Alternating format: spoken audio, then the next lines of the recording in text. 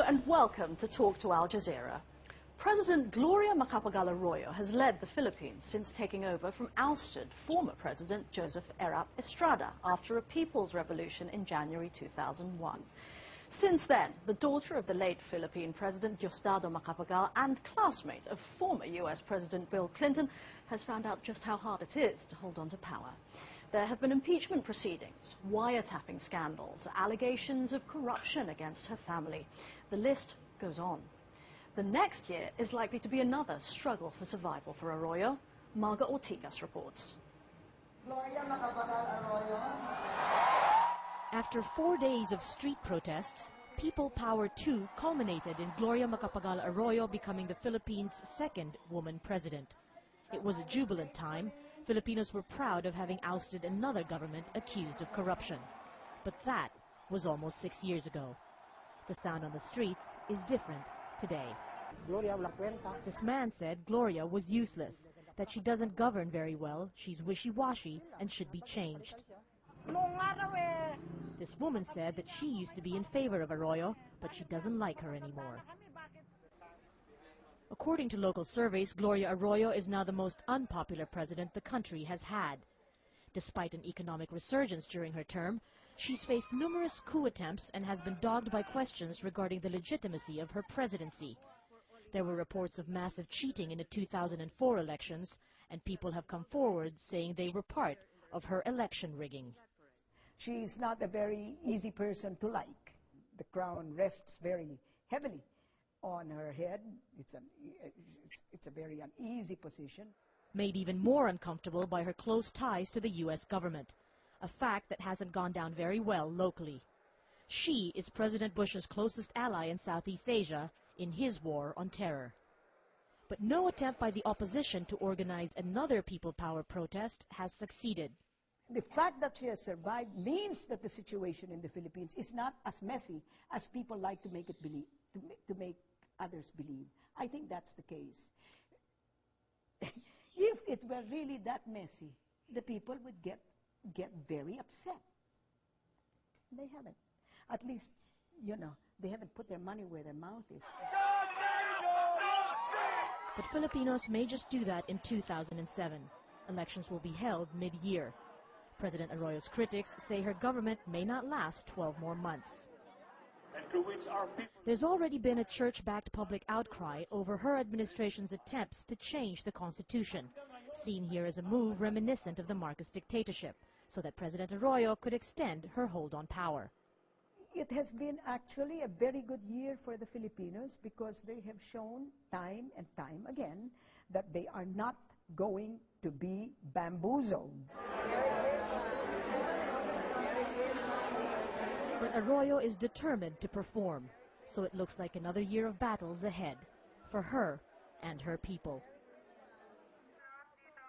A weak and splintered opposition hasn't been able to offer an alternative, and many Filipinos, if not apathetic, are now exhausted. This woman says all she wants in 2007 is a better life for her family. And that's all most Filipinos are hoping for, with or without President Arroyo. Marga Ortigas, Al Jazeera, Manila.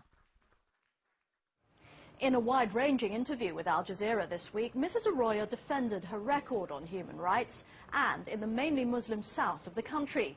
She told me she's very aware of the challenges facing her government.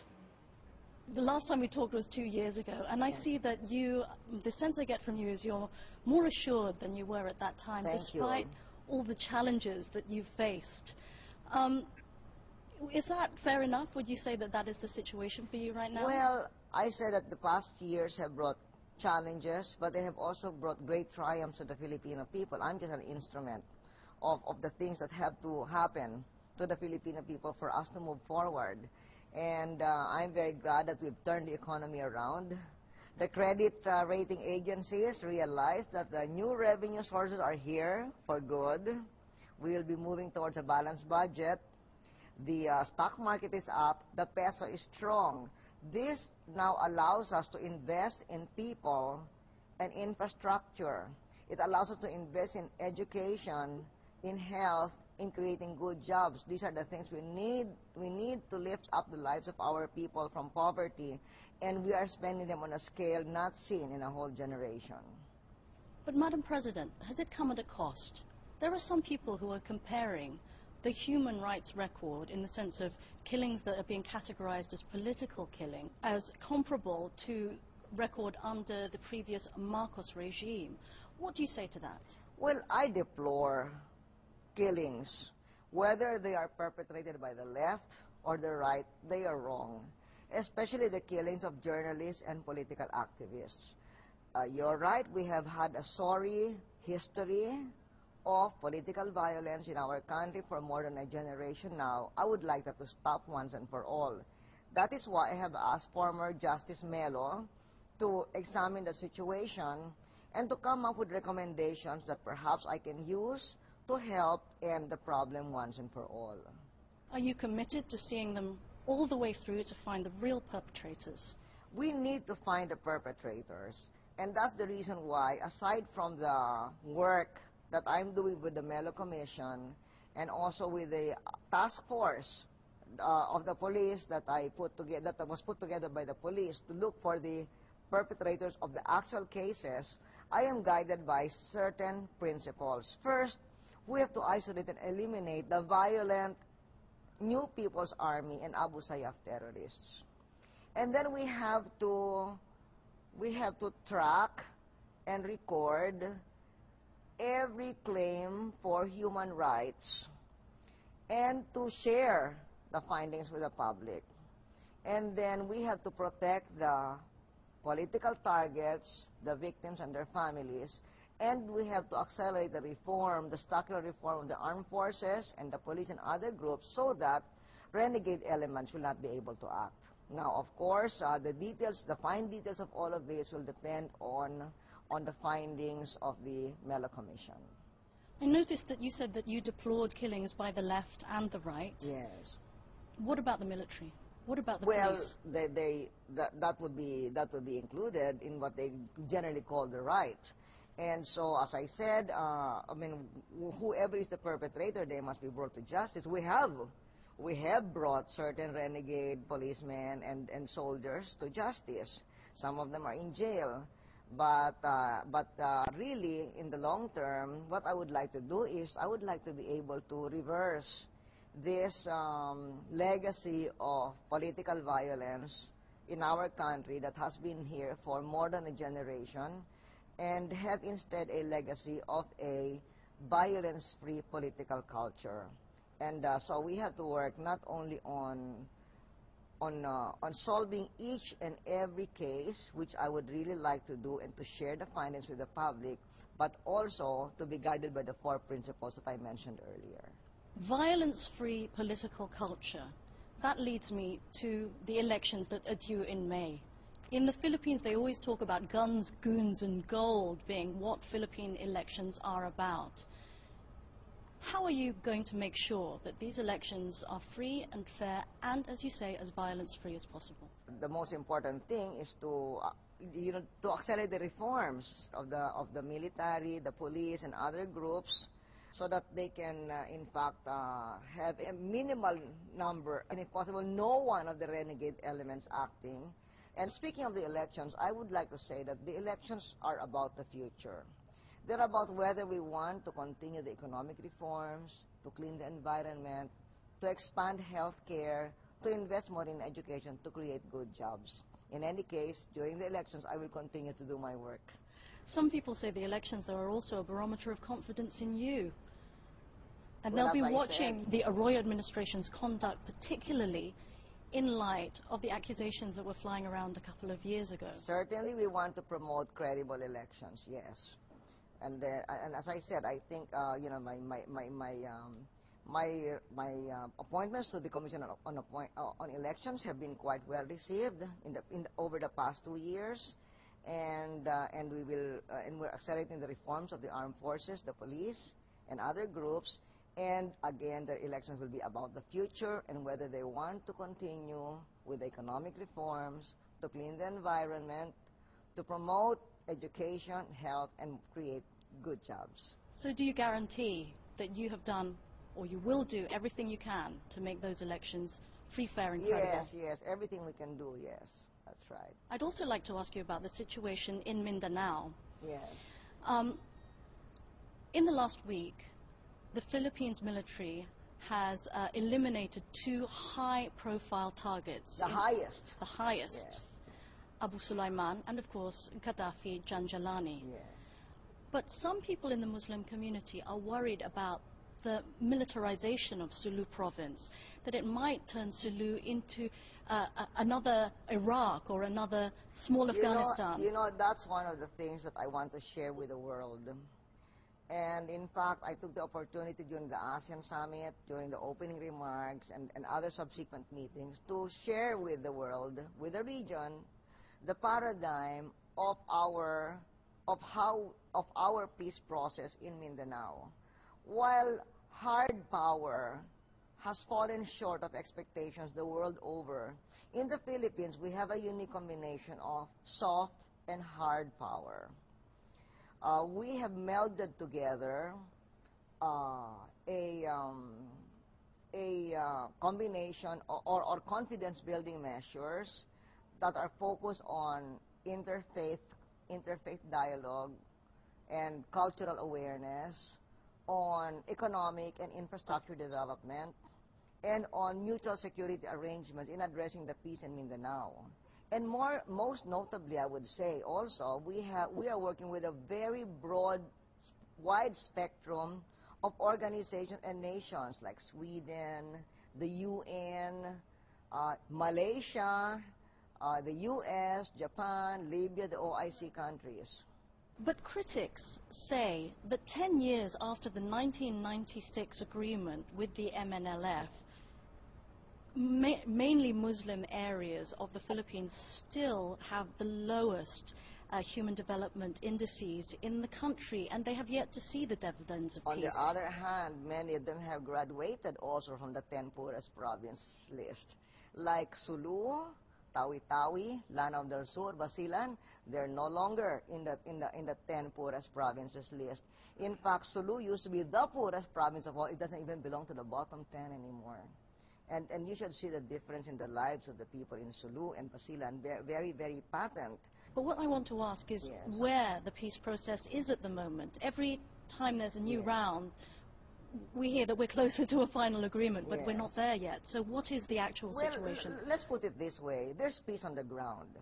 There's peace on the ground for almost 4 years now. And the actual peace agreement is about the political settlement. But, and we'd like the political settlement to be as ideal as possible. But no matter whether it's going to be April, November, or next year, the thing is there's been peace on the ground, and it's holding. It's been successful. And it's been successful because, as I said, we have used this paradigm of soft and hard power working with the broadest coalition possible. This broad coalition has been able to keep the peace.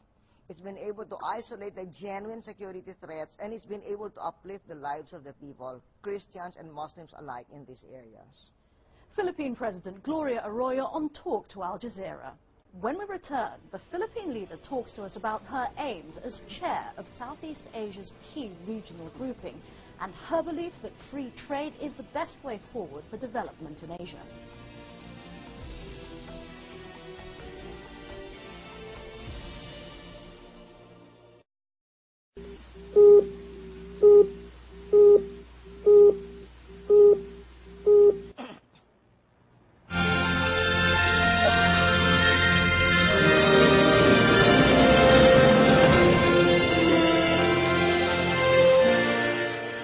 My fellow Filipinos, we come together tonight as we approach a hallmark of democracy for our great nation, the smooth transition of power to a new leader.